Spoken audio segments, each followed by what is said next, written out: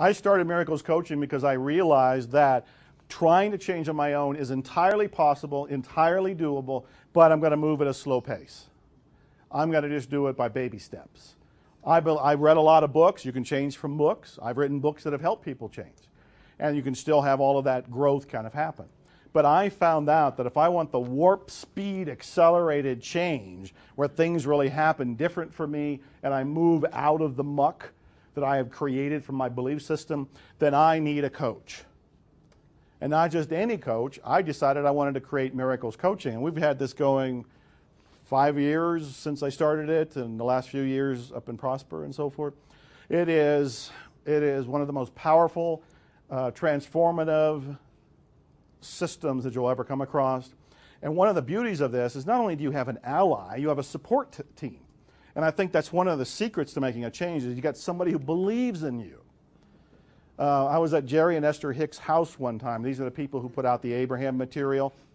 And there was a quote on the wall, which I'm not going to remember the exact quote, but it was from the old Western, from the Virginian.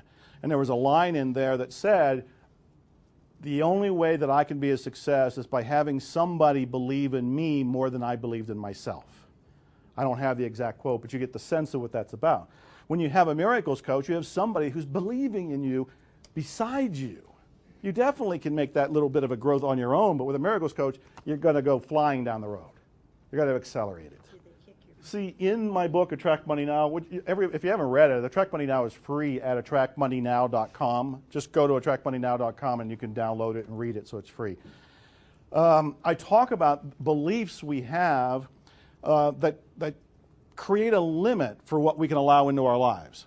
And I remember saying a few years ago, it's been more than a few years at this point, but I was on the internet and I was doing very well on the internet. This might have been 10 years ago or more. And I realized that I was hitting a ceiling in how much money was coming in. And I thought, how is that possible? There are no watchdogs that say you cannot make so much money on the internet. They don't come along and say, oh, you've gone over the tipping point here. You've got to back down and make a little bit less. Nobody does that. So the limit must be coming from me. I must be projecting my limit onto the internet or wherever money would come from in my life or any of your lives. And so I started to think, where would that limit come from? Why would I not want to go higher than what I've been doing over the last few years, which is a nice level, but we want to raise the bar. And then I realized I didn't want to make any more money than my father. I didn't want to make any more money than my parents. And when I looked at that, and I've said this story many times before, people will I'll hear a rumble around the room where they'll all realize that's true. I felt the same way. Maybe not consciously, but unconsciously we're thinking, no, we can't make more than our husband. We can't make more than our father. We can't make more than my brother. We can't make more than some other figure. That's a belief. It's not a fact, right? If it's a fact, it would be true for every single person, in every case, everywhere. It's a belief. So I looked at that belief and I thought, what does my father really feel? Proud. And if I did better than him, better being a relative term, how would he feel?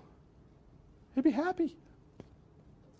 I've gone back several times since my mother is very ill right now, so I've gone back to see my family quite a bit recently. And my father repeatedly tells me how proud he is of me. And I'm very fortunate. He's 86 years old, and he looks me right in the eye and he says, you have really done well.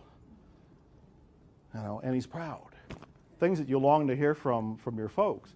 But I had to wrestle a dozen years ago with the idea, oh, that ceiling is invisible because I'm projecting what other people will think if I make more than what I was currently making. And in this case, with me, it was my father. So I invite you just to explore that as a belief. Freedom is on the other side.